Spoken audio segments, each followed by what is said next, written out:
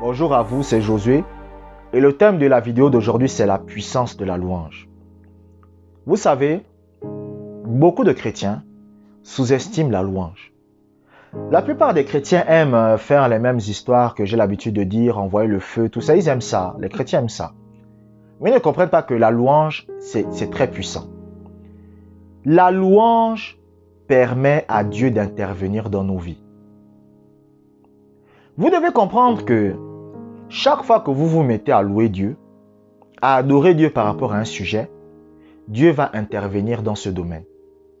C'est pour ça que David aimait louer. Vous comprenez? David aimait louer. Pourquoi David aimait louer? Parce que David avait remarqué que plus il louait le Seigneur, plus il adorait le Seigneur, plus Dieu intervenait dans sa vie. C'est pour ça que même dans les épreuves, même dans les circonstances difficiles, vous savez, la plupart des chrétiens, quand ils vivent des circonstances difficiles, ils vont commencer à aller sur la montagne 40 jours sans manger, sans boire l'eau. Quand on l'appelle, « Oh frère, il y a quel problème? Oh, je suis dans le jeûne. Hein? Oh, c'est fort, c'est fort. » La plupart des gens, c'est comme ça. Déjà, la Bible dit même que quand vous jeûnez, ne montrez pas aux gens que vous jeûnez. C'est ce que la Bible dit. La Bible dit quand vous jeûnez, quand tu jeûnes, parfume ta tête. Il ne faut pas que les gens sachent que tu jeûnes. Mais je ne sais pas, il y a des gens qui font 40 jours de jeûne, mais les gens le savent. Bon, bref, c'est pas grave.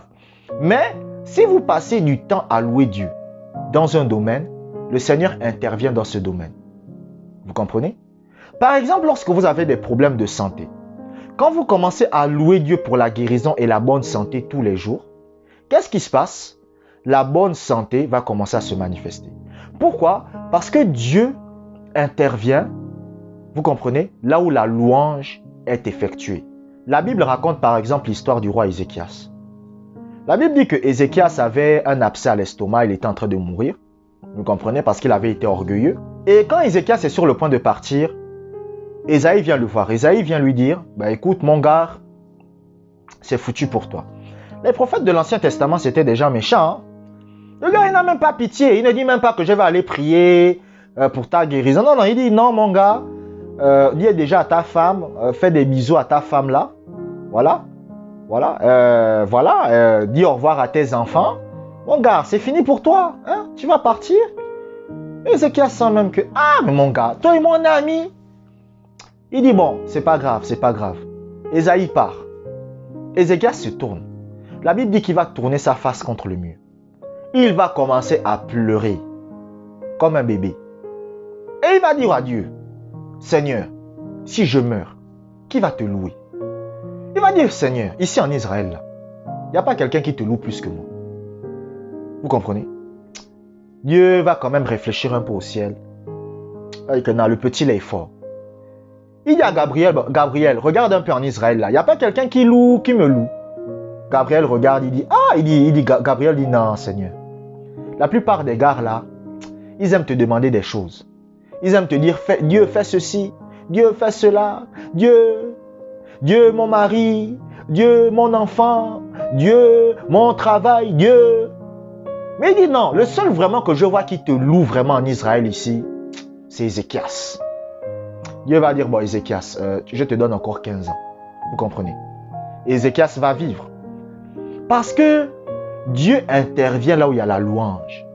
C'est pour ça que lorsque vous lisez la Bible, quand vous lisez la Bible dit que David va danser devant l'arche de l'Éternel.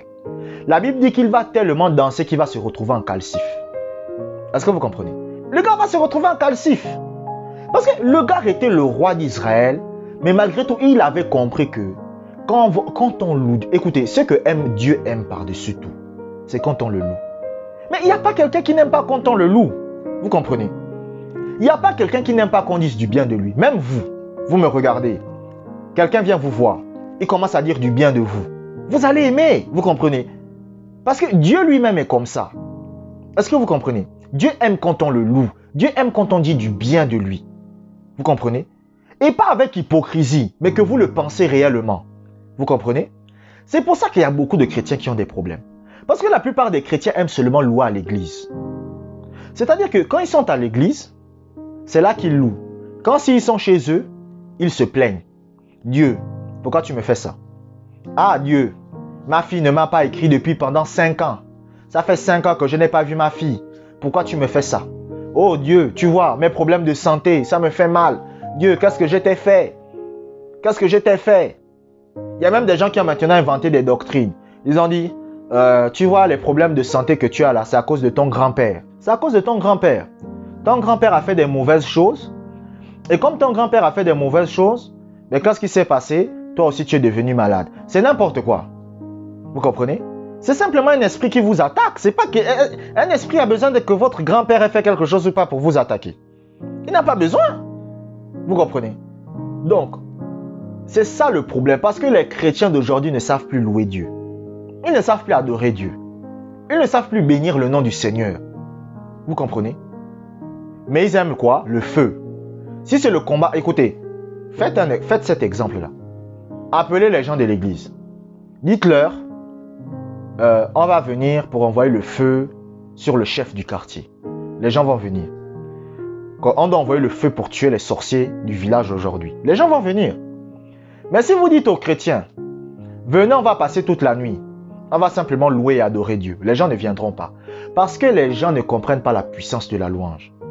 Ils ne comprennent pas qu'un homme de louange, un homme qui loue Dieu, en esprit et en vérité. Je ne parle pas de quelqu'un qui loue Dieu simplement quand il est dans le besoin. Mais quelqu'un qui a fait de la louange et de l'adoration son style de vie, permet à Dieu d'intervenir dans sa vie. Quand Josaphat a été attaqué par 3 royaumes, Josaphat c'était un des rois d'Israël. 3 royaumes ont décidé, ils ont dit on va détruire cet endroit-là. Ils l'ont attaqué. La Bible dit que Dieu a intervenu à partir du moment où Josaphat a commencé à louer Dieu. Tant que Josaphat ne louait pas, Dieu ne faisait rien. C'est pour ça qu'il y a beaucoup de chrétiens, Dieu n'exauce pas vos prières. Vous comprenez? Parce que vous ne commencez pas à louer Dieu pour l'exaucement.